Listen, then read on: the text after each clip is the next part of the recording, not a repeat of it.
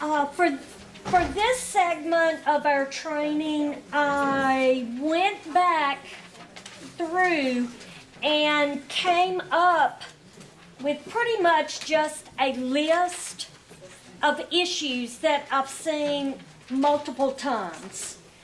And we want you to be aware of these, where you can go back, if you've got an upcoming review, and say, all right, 2016-17, it's gone. This year, you had already done your procurement. So if you're going to be reviewed next year, you're too late. You can't go back and change your bid documents. What you can do is change your bid solicitations, all of those documents for next year. So if you will, there's a one-page handout. It should be your last handout. That's basically a list. And so as we go through here, and you may have heard some of these already, but kind of number one, the procurement tool information does not match the procurement method.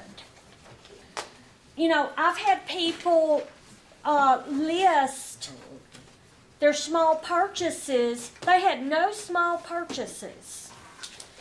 But what they turned into me were quotes. And so they did not understand the difference between an invitation for bid and those requirements and small purchase and those requirements. So get your mind straight. Go back and review the slides if you need to. And be sure you understand what procurement method was used. When you fill out the procurement tool, you're not filling it out for what you should have done. You're filling it out for what you did. And so our focus here is, we understand, people have done things that do not follow the regs in the past. We want you looking forward and making sure you don't do those things again in the future. So, all right, second one. Large differences between purchases on the procurement tool, your ledger or vendor paid list, whatever you call it, and that income expense report that's on the state agency website. I received a procurement tool from a large district, and under their bids, they had dollar amounts, and they had listed they had paid twice as much for milk and dairy than they had for food items. And I'm like, what? And so I don't know if they thought we weren't looking at things or if they just made a mistake. But what it did tell me is either they are not monitoring their procurement and their contract, or they're intentionally submitting something that's incorrect. And I'm not making judgments on what that was, but what I can do is say, this is not right. You've got to correct it. So there's no reason why you can't look at these things before you send them in. And part of what we wanted you to hear today is kind of, why are we asking for all this stuff? How are we using this information you send us? And you can go on the LDOE website for years back and see what your income expense report looked like. I did learn one critical lesson. The 2016-17 numbers are reflected in the income expense report for the 2017-18 school year, because you have to finish last year before you can submit the income expense report. So I kind of gave somebody a heart attack because I asked I said, you know, all this is not matching because the previous year had equipment purchases, but this year's did not. And see, it's just kind of checks and balances. I'm not going to go through there and say, well, you know, you're $250 off. No. Because a lot of times I'm looking at things by vendor, and you may be buying paper products and non-food items from that vendor as well as food items. So, but just be aware, if you don't know how much money you're spending and you're responsible for procurement, you had best be going back and doing some homework. If your administration has that information and they don't want you to have that information, you know, you need to tell them, this is coming up, they're going to be asking for this stuff, we're taking federal money, we've got to meet federal requirements. I mean, it's... And believe it or not, it happens. Yes. I have to say I saw this more last year than this year. A lot of people were missing Buy American language. And then some people were using outdated language. I will remind you, if you have not been getting those memos, those DNA memos from the state, a couple of months ago, they sent out the most recent USDA memo on Buy American. You know, when you start looking for things, like within the past 5 or 6 years, there have been 3 different memos on Buy American. Go use the most recent one. And then Buy American. Some of the time when I'm reviewing invoices, and part of this is experience, I see it more on produce. Some produce companies have these little abbreviations, like following grapes, maybe AR, CH. Well, if you've bought produce before, you know AR's Argentina, CH is Chile, and they are not in the U.S. Okay? So, you know, the other thing, and we did see this more last year, when we were doing the on-site reviews. Now, I didn't do all the procurement last year, but a lot of times when I went out as a team member, guess what the team leader gave me to do? They wanted me to do procurement. And we would go into the storeroom.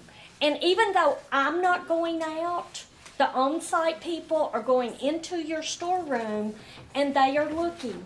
We found canned pears from China. Pineapple, I have never seen pineapple from the U.S. You know, mandarin oranges, I have never seen U.S. product. That is why that form that Emily was using, we felt was a good sample to provide you, because then when they do the bid, they can just say, I'm going to be sending you pineapple that is not domestic. You've got that one-time thing for your bid, you're covered. You don't have to worry about it. The harder thing is with produce, because so much of the produce, you know, produce is kind of a ball of string that's been all wadded up and is in knots. Because if you are using fresh fruit and vegetable produce, nobody else wants to bid on anything with your produce, because that one company that has that, you've got an issue there. So you've got to figure out, and you want to put in your procurement plan, what are you going to do about that? Because if you've only got a few items other than what you're getting from fresh fruit and vegetable, you might not be able to put, you may be able to put that under micro purchase or do small purchase. So, again, Can I say one thing? yes, USDA is aware that produce companies are an issue. A couple months ago, they sent me a form where I had to fill out, vendors that have produce, so, full line vendors that have produce, full line vendors that don't have produce, and the produce companies only. And so I had to poll the state as to, who had produce and who didn't. So they are aware that this is a problem, and I think it's not just a problem in Louisiana, I think it's a problem everywhere. So, they are aware. Even if you only have one person respond, make sure you get the number of people that you have sent the information out to, that's showing that you have made good faith efforts to competitive. okay. Required clauses missing, and Babette addressed this with the procurement plan.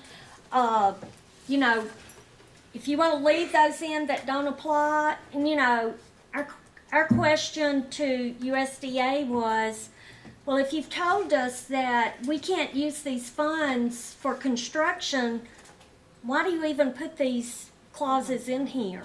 But again, it's probably easier to just put them in there and say we're applicable, and then we understand they don't apply. Oh, but there were people who did not have the lobbying, debarment suspension, termination for cause inconvenience. And when you've got that in there, you need to have what's going to happen. You need to have your process.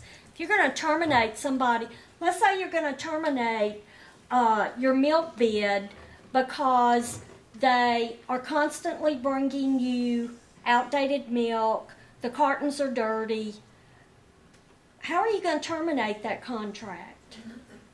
You need to think about those things as you're working on your procurement plan.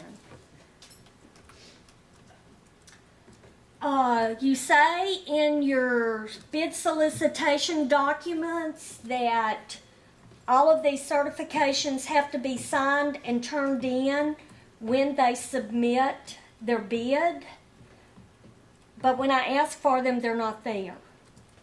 You're not managing the contract.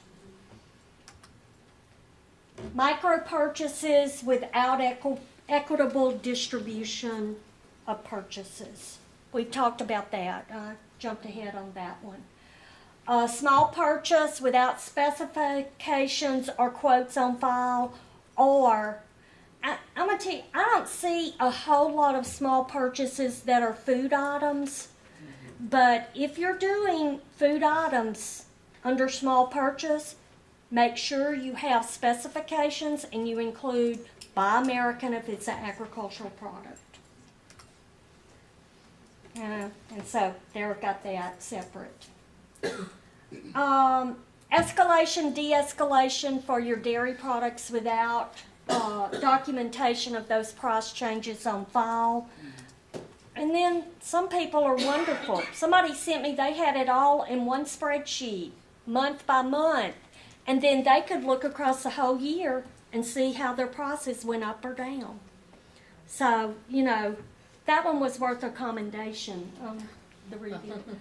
No documented procurement policies and procedures, which we typically think of as that procurement plan. And I will say, you are not required to use that sample. You can come up with your own. But all of these requirements, we're going to be looking for those things in that procurement plan. Failure to follow do we have to tell people if you've got a plan, we expect you to follow it? That kind of boggled my mind. oh, I thought all I had to do was turn this in. Well, no, you've got to follow what you said you were going to do. Yeah, no written conflict of interest policies with those required components, you know, so. Limiting competition by specifying a brand without included, and I put pre-approved because I want it pre-approved. I don't want somebody coming in the day the bid is turned in saying, I want you to approve this as an equal. They're going to waste your time. They're going to cause you to make errors. Make them do it ahead of time. And that's why I put this. If it says approved, you know, you better say who's going to approve it, because they don't always assume you're going to be the one doing the approving. They may think they can decide that. And when you say pre-approved, you be sure you have in your bid solicitation the date that they have to have whatever information, if you're requiring samples, whatever, in your office. No cost analysis provided. We've kind of talked that over a lot because that's something we really haven't been accustomed to. Delivery tickets not matching the bid pricing or specs. You know, I had someone who actually had in their bid whole milk.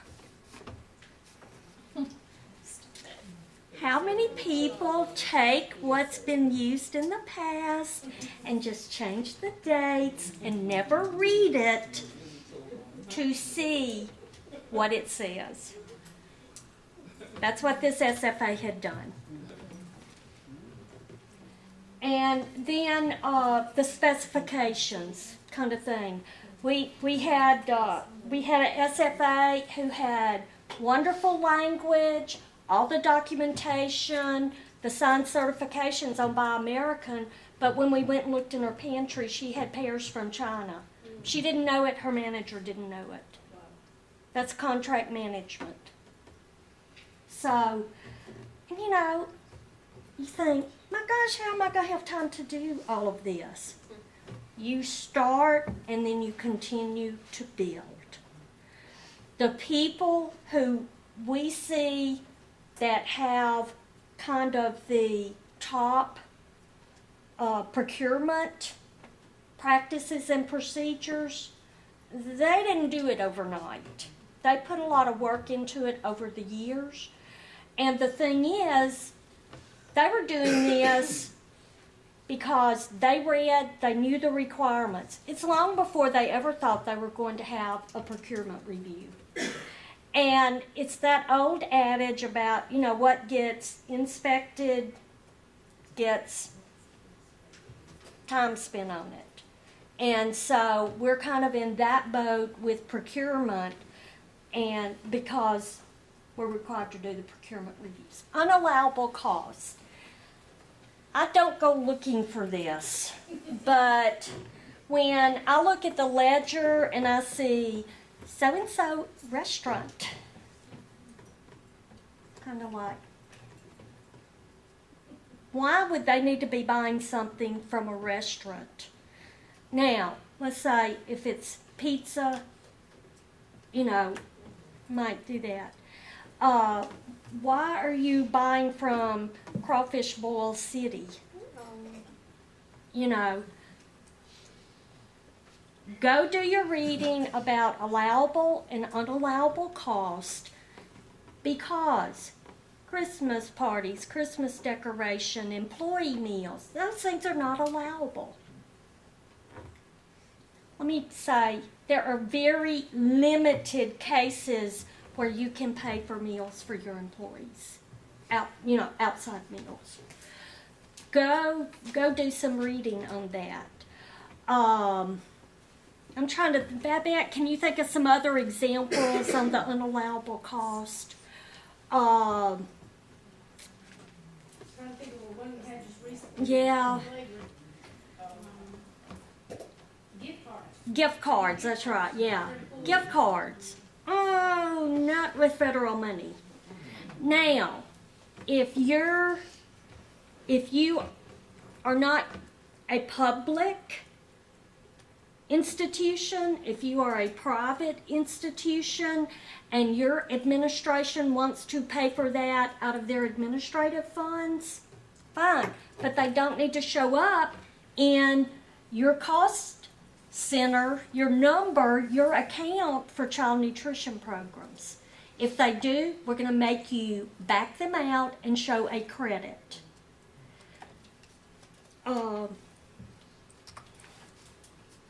Unapproved equipment purchases. And this was a case where I realized there were equipment purchases on the income expense report. There were no equipment purchases on the procurement tool. And this year, there has recently been a memo that lists which equipment you may purchase without prior state agency approval. If you haven't looked at that, you need to go look at that. Because I've had to pull that memo and familiarize myself with that when I'm doing the reviews. And this is the last one. Reconciliation of USDA processed foods.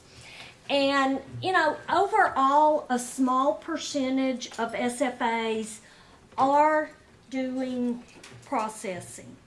But if you are, what I am asking for is some kind of reconciliation showing me that you are checking to see that the amount sent from Louisiana Department of Agriculture to the processor has been received back in your SFA. And I want an explanation of any differences. Now, how many of you in here are doing processing? Yeah, there are a few.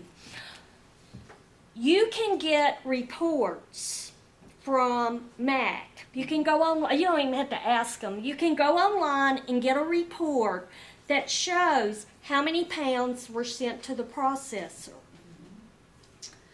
All right, you can get a report from that processor. But what I'm wanting to see is that you get a velocity report and that you are looking, and let's say that you're buying cases of whole wheat rolls, and let's say that each case takes 10 pounds of whole wheat flour, and look on the back.